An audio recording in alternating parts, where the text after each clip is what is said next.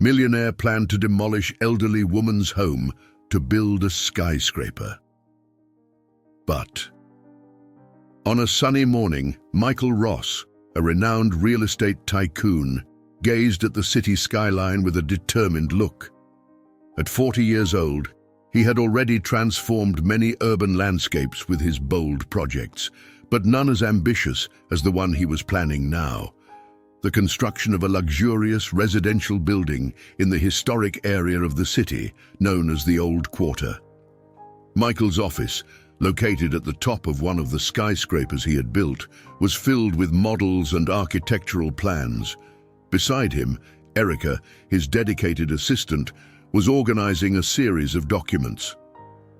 "Michael, all preparations for the council presentation are ready," she said, adjusting her glasses, "and the construction permits are pending only your final signature."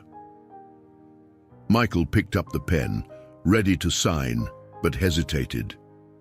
The image of the Old Quarter came to his mind: the cobblestone streets, the houses with faded wooden windows, and the stories that each corner of that place held.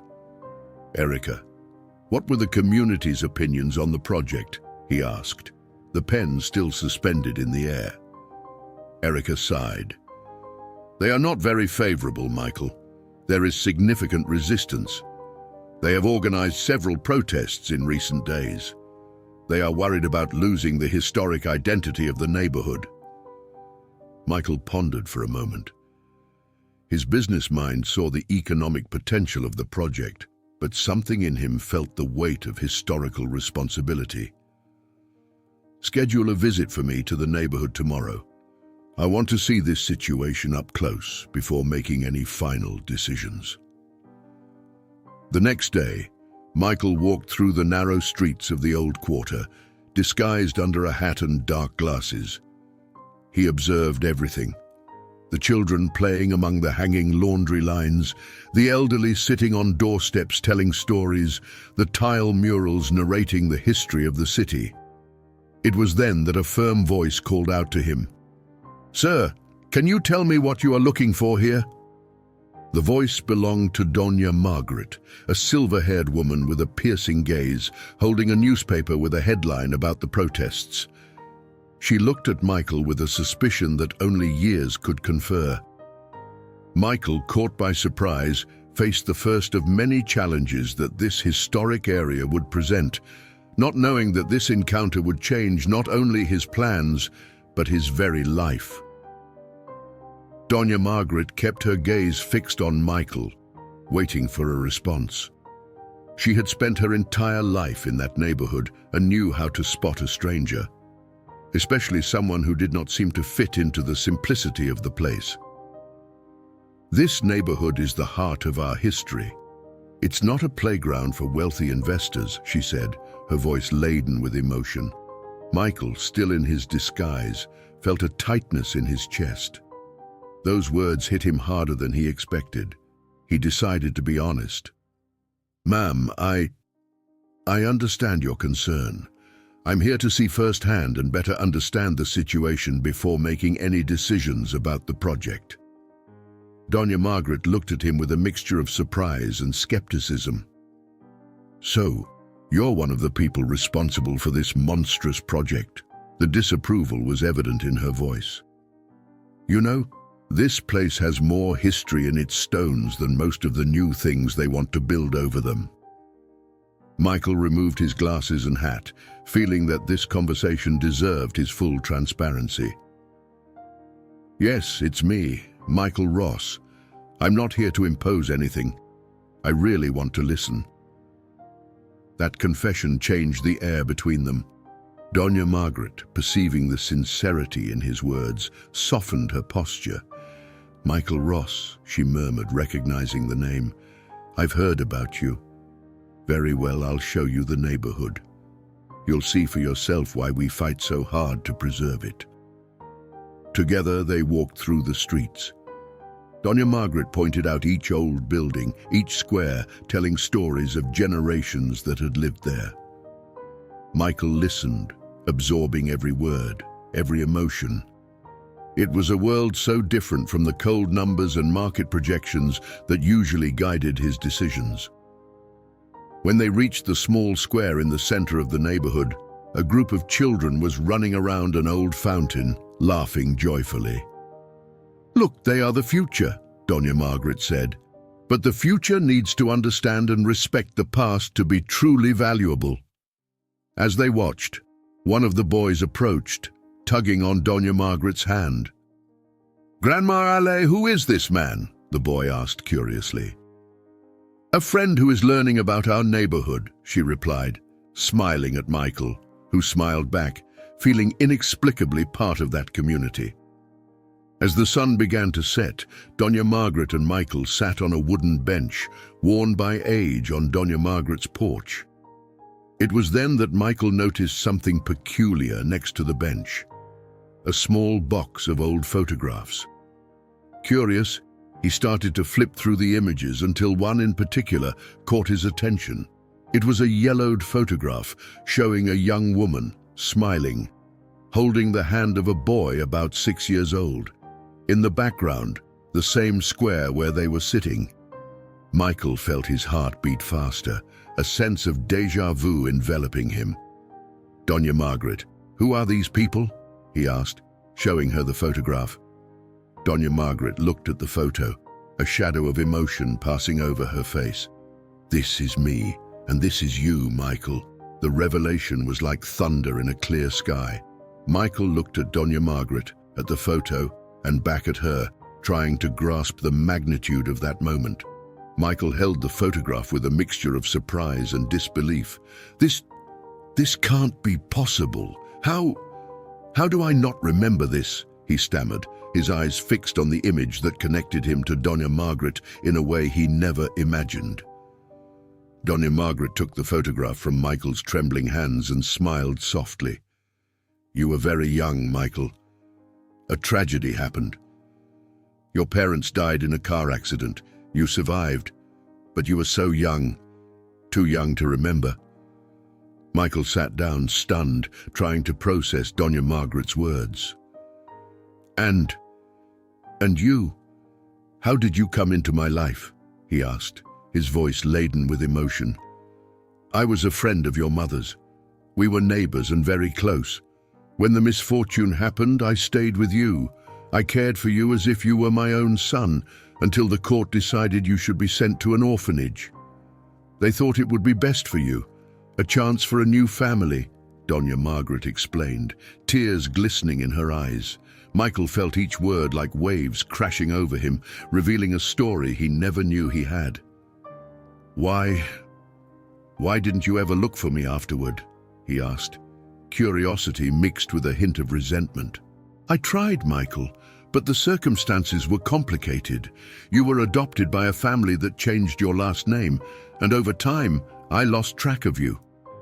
But I never stopped thinking about you, never stopped hoping you had a good life," Doña Margaret replied, with palpable sincerity. The conversation continued for hours, each revelation weaving a new thread into the tapestry of Michael's life that he never knew existed. They talked about his childhood in the neighborhood, the games in the square, and even about the ice cream vendor who used to come every afternoon. As Michael listened, a subtle transformation began to occur within him. The rigidity of his corporate world began to give way to a deeper understanding of who he was and where he really came from. Doña Margaret's story was not just a series of past events. It was the key to understanding his own identity. As night fell, Michael looked at Doña Margaret with new eyes, no longer as the stubborn opponent of his project, but as a lost link of his own history, a maternal figure who had shaped the early years of his life with love and dedication. "Doña Margaret, I don't know what to say, except thank you for everything you did for me, even if I didn't remember," Michael said, his voice choked with emotion. She held his hand, a gesture of comfort and connection. "There is nothing to thank me for, Michael. The past can be painful and beautiful, but it is always ours. And I'm glad that now you know the truth." The discovery of that night not only changed Michael's perception of the neighborhood, but also of himself. He was beginning to see life through a different lens, one that carried the weight and beauty of the past.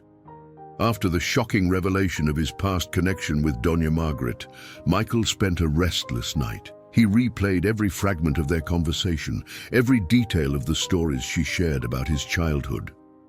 By dawn, with the first rays of the sun, he knew he could no longer see the world in the same way. Determined to face the consequences of his discoveries, Michael cancelled all his appointments for the day and headed back to the old quarter. Upon arriving, he found Doña Margaret watering the plants in her small garden. "Good morning, Michael.